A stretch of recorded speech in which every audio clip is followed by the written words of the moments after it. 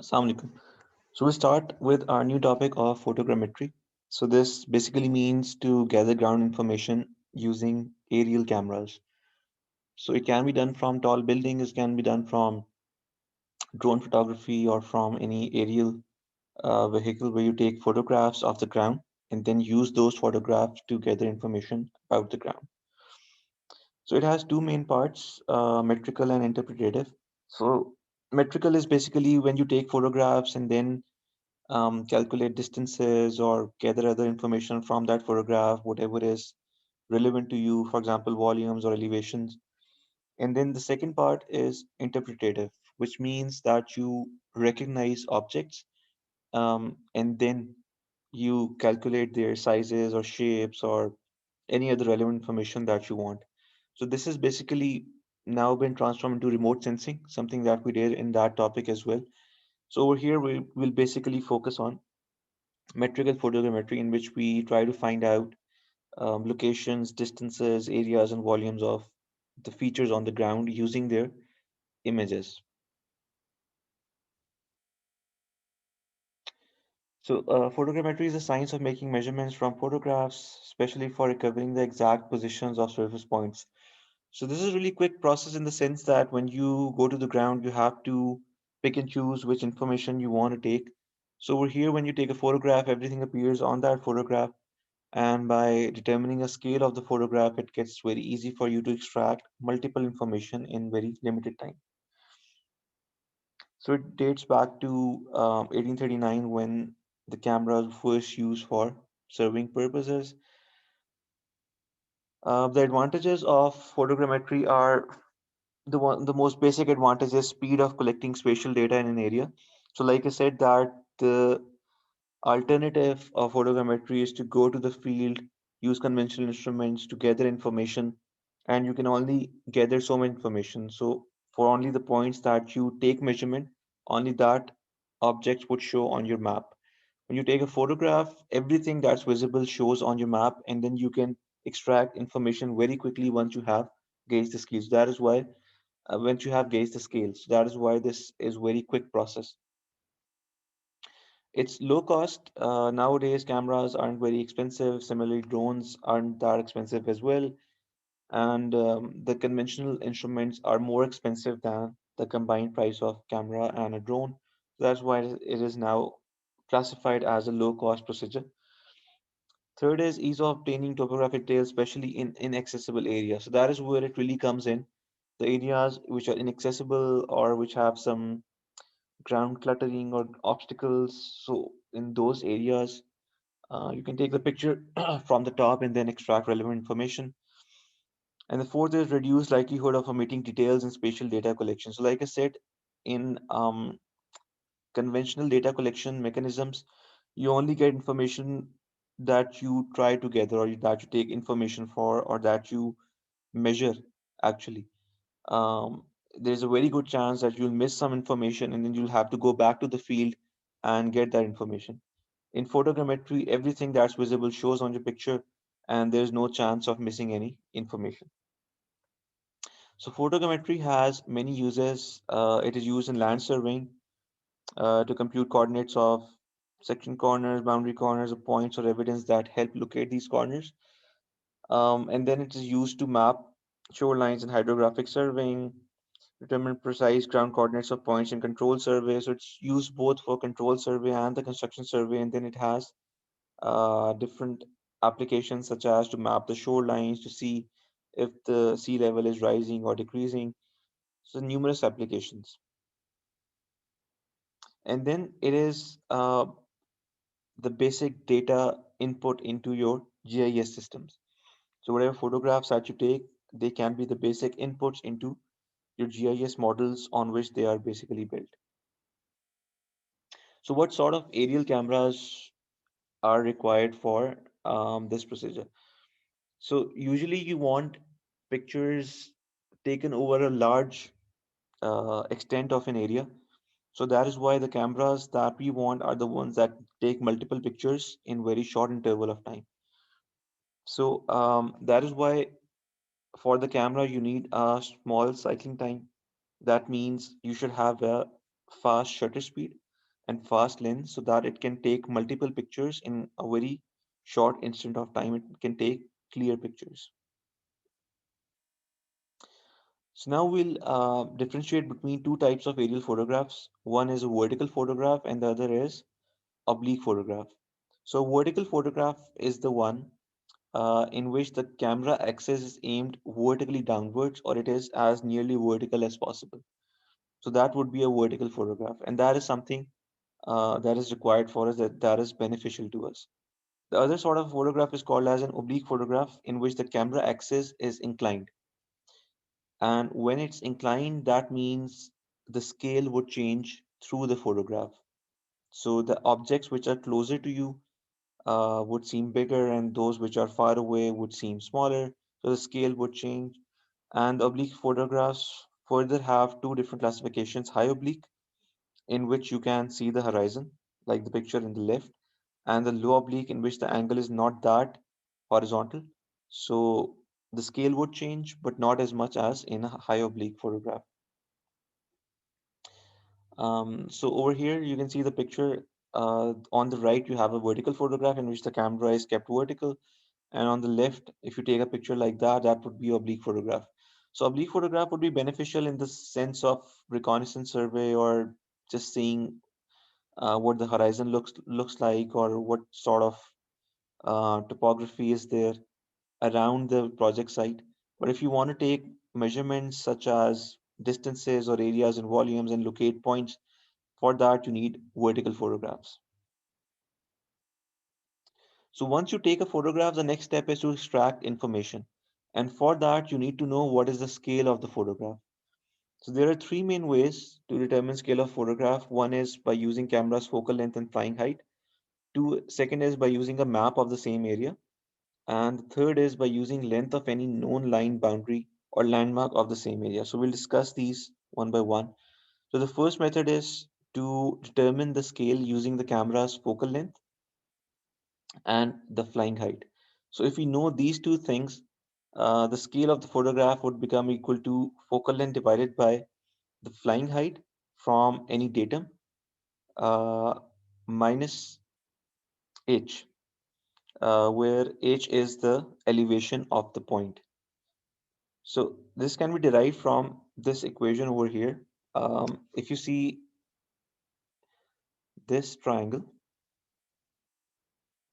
so this over here, this point is the flying height of the camera, and this is from any specific datum. So remember that the flying height of the camera and the height of the object would be from the same datum. So over here, L is the point where the drone is actually flying, and the flying height is given by h from the datum.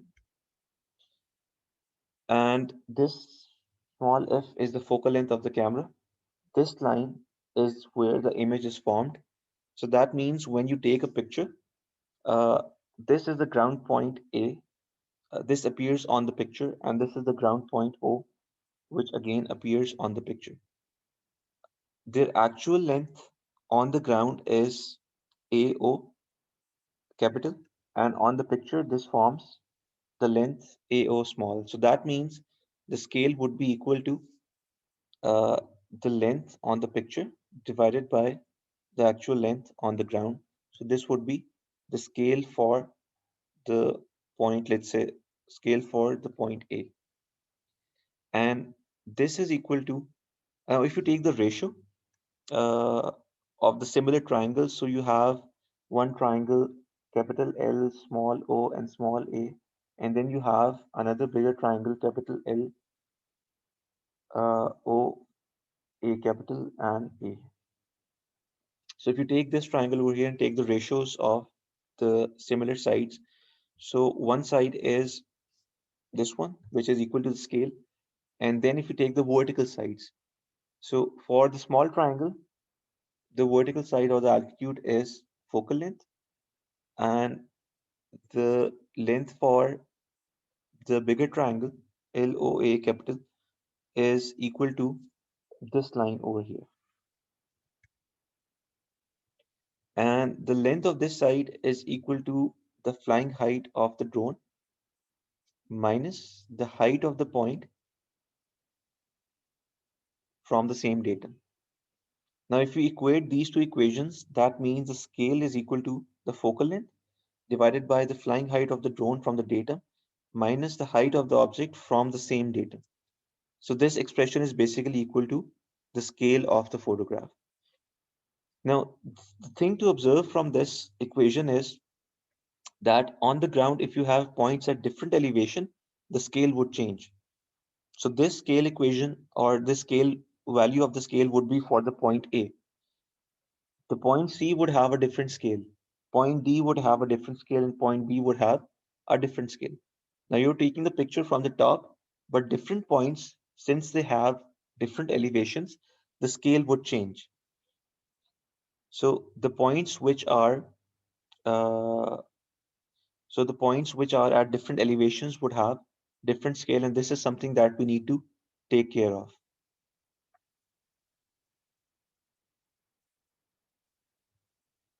So one way to take care of it is to use average scale. So how do you use an average scale? Use of an average photographic scale is frequently desirable. So for any vertical photograph whose average elevation above datum is h average, the average scale is equal to the same equation, but instead of the height of any particular object, you put in the average height. So over here, in this picture, you have points at different elevations. If you take the average elevation of all these points, that would become your average height. And that equation would then give you the average scale. So in this question over here, it says that the vertical photograph of the previous figure was exposed with 6-inch focal length. So the focal length is 6 inches. The flying height, that means the capital H is 10,000 feet above datum. What is the photo scale at point A if the elevation of point A on the ground is 2,500 feet above the same datum? For this photo, if the average terrain is 4,000 feet above datum, what is the average photo scale? So you have two different scenarios. One in which you find out the scale at that particular point A, and the other equation you find out the average scale. So just by plugging in the values, we can find out the scale in terms of ratio, and you can get the scale at a particular point or the average scale. The second is by using a map. So the scale of photograph can be determined if a map is available of the same area. This method does not require the focal length and flying height to be known. So that's one advantage, that you don't need to know the focal length and the flying height. So you just need to have a map of the same area. It is necessary only to measure the photographic distance between two well-defined points, also identifiable on the map. So what you do is that if you have a map of the same area, you take a picture, compare it with the map. You decide on two particular points on the picture and on the map, calculate the distance on the picture and calculate the distance on the map. Obviously, when you measure the distance on the map, you have to take care of the scale of the map. So that's why in the equation you also have the map scale. So whatever the ratio is, you multiply it by the map scale and then you get the photograph scale. So that is how you get the scale for the photograph. And you calculate it once using any 2 points on the picture and the map. And then the scale that you get can be applied for all the points. So we have a question related to this, that on a vertical photograph, the length of an airport runway measures 4.24 inches. So you have a picture on which a very distinct feature is the airport runway, and you measure it on the picture physically. So you can take a print of it, measure it with the help of a scale, and it comes out to be 4.24 inches. On a map plotted to scale of 1 ratio 9600, it extends 7.92 inches. So on a map whose scale is 1 over 9600, the same distance is 7.92, and you have to measure the photo scale. So from the equation that we just saw, you input in the numerator the distance on the photo divided by the distance on the map, multiply it by the map scale, and that gives you the scale of the photograph.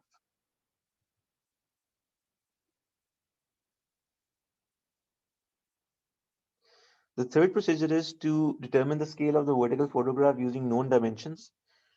So it is, uh, if you don't have the map of the area, what you can do is that you take a picture of an area. So let's say you took a picture of particular area. On the picture, you can see different buildings, you can see a road, um, you can see benches placed over here, so anything. So now what I would do is, okay, I have this picture, I take the print, and I say, okay, I'll go to this particular area and physically measure the length of whatever this object is. Let's say it's a bench on the ground, and I measure this. Let's say it comes out to be 2 meters. So I went to that particular area once and measured one particular feature on the ground, and that make sure that that feature is pretty clearly visible on the photograph. Then when I have the photograph of the same area, I take a print of it, or I just take measure how much that distance is on the photograph. So once I have these two distances, I can calculate the scale. So similar thing is done in this question, that on a certain vertical aerial photograph, a section line assumed to be 50 to 80 feet long is imaged. Its photographic length is 3.32 inches. On the same photo, a rectangular parcel of land measures 1.74 by 0.83 inches. Calculate the approximate ground dimensions of parcel and its acreage. So basically what they're asking you to find out is the ground area of a parcel of land. So two things. One, you have a picture. On the picture, there is a section line. Let's say you have a section line like this, and its ground dimensions are given 5280, sorry, 5280 feet.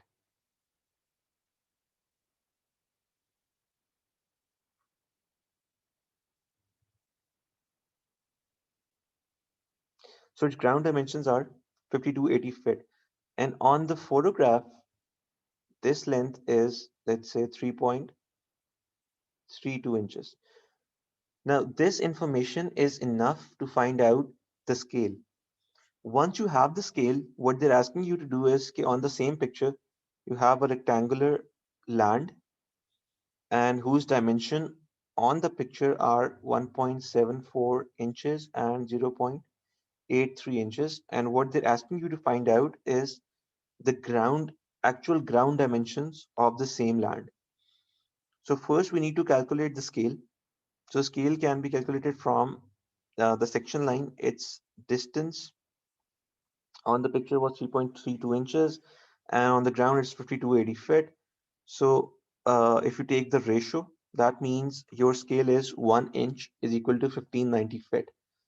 Your scale can be in the same units or it can be in different units. You can convert it as you like. But once you have the scale, you can calculate the dimensions of the land. So the land has a length of 1.74 inches by 0.83 inches. So if you multiply it by the scale, so that means 1.74 multiplied by 1590 and 0.83 multiplied by 1590. So that means the dimensions are 2770 feet length and 1320 feet width. You multiply these two and you get the area. Then they have just converted it into acres. You don't have to do the conversion. So you can just report the area in feet square.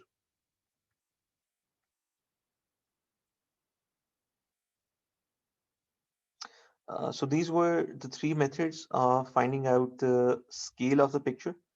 In the next lecture, we'll start with another topic which is called as stereoscopic parallax, which is basically a topic which helps you to determine the elevations of points as well, their heights, and ground coordinates. So we'll start with that lecture in the next video.